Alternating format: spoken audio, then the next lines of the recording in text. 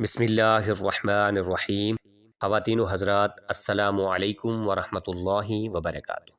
ناظرین کرام، حاتم طئی اپنی سخاوت اور دریا دلی کے باعث سارے عرب میں مشہور تھا، لیکن یمن کا بادشاہ خود کو حاتم سے زیادہ اپنے آپ کو سخی سمجھتا تھا، اور واقعی وہ ریا پرور اور سخی بھی تھا، لیکن وہ حاتم طئی کو سخاوت میں اپنا حریف سمجھتا تھا، اس لیے اس سے بے پناہ حسد کرتا تھا، کیونکہ بے پناہ سخاوت کرنے کے باوجود اسے حاتم طئی جتنی شہرت حاصل نہ تھی۔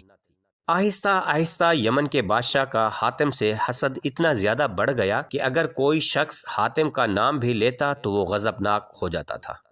ایک دفعہ بادشاہ نے اپنی سخاوت کا مظاہرہ کرنے کے لیے دعوت کا خاص انتظام کیا، اور اس دعوت عام میں اس نے دل کھول کر سخاوت کی اور لوگوں کو حیران کر دیا۔ اگرچہ بادشاہ کی سخاوت دکھاوا نہ تھی، وہ واقعی نیک دل اور سخی تھا، لیکن لوگ جانتے تھے کہ وہ حاتم طئی سے چڑھتا ہے۔ اتفاق سے اس محفل میں کسی نے حاتم کی سخاوت کا ذکر چھیڑا تو بہت سارے لوگ حاتم کی تعریف کرنے لگے۔ بادشاہ نے سنا تو حسد کی آگ میں جلنے لگا۔ اس نے سوچا، حاتم کے جیتے جی میں کبھی حاتم جتنی شہرت حاصل نہیں کر سکتا۔ چنانچہ حسد کی آگ میں جل کر اس نے حاتم طائی کو قتل کرانے کا فیصلہ کر لیا۔ اس کام کے لیے اس نے اپنے ایک بہادر اور بااعتماد نوجوان سپاہی کا انتخاب کیا اور اسے حاتم کا سر کاٹ کر لانے کا حکم دے دیا۔ بادشاہ نے نوجوان سپاہی کو کہا، اگر تم حاتم طائی کا سر کاٹ کر لے آتے ہو تو میں تمہیں کوتوال بنا دوں گا اور بہت سارے انعام و اکرام سے بھی نوازوں گا۔ نوجوان سپاہی راضی ہو گیا اور حاتم کو قتل کرنے کے لیے قبیلہ طئی کی طرف روانہ ہو گیا۔ ابھی وہ قبیلے کی بستی سے کچھ دور تھا کہ راستے میں اسے ایک آدمی ملا جو بہت با اخلاق اور ملنسار دکھائی دیتا تھا۔ اس آدمی نے شائستہ سے لہجے میں اس نوجوان سے پوچھا، آپ کون ہیں اور کہاں جا رہے ہیں؟ نوجوان سپاہی نے کہا، میں مسافر ہوں، یمن سے آیا ہوں، بستی میں رات گزار کر آگے چلا جاؤں گا۔ اس آدمی نے کہا، اگر آپ مجھے میزبانی کا شرف بخشیں گے تو مجھے بہت زیادہ خوشی ہوگی، میرا گھر بستی میں ہے۔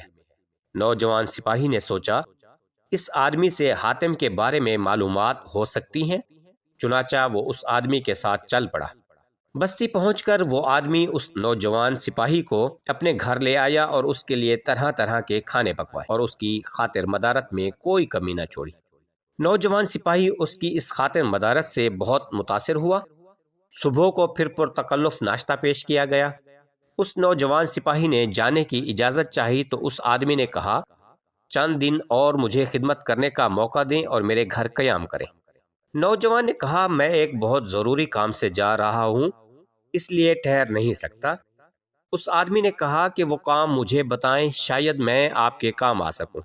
نوجوان سپاہی اس کے اخلاق کا گرویدہ ہو چکا تھا۔ اس نے سوچا، ایسے شخص کو بتانے میں کوئی حرج نہیں۔ چنانچہ اس نوجوان نے اس آدمی سے کہا، میں آپ پر بھروسہ کر کے بتا رہا ہوں، اس راز کو دل میں رکھنا۔ اس آدمی نے وعدہ کر لیا۔ تو نوجوان نے کہا کہ تم حاتم طائی کو جانتے ہو جو بڑا سخی ہے۔ میں یمن کے بادشاہ کا وفادار ہوں اور یمن کے بادشاہ نے مجھے حاتم طائی کے سر کو کاٹ کر لانے کا حکم دیا ہے، لہٰذا تم اس بات کو راز رکھنا اور مجھے حاتم طائی کے گھر کا پتہ بتا دو۔ اس آدمی نے سنا تو وہ ہنس پڑا۔ نوجوان نے کہا، شاید تمہیں میری بات مذاق لگی ہے۔ اس شخص نے کہا، نہیں۔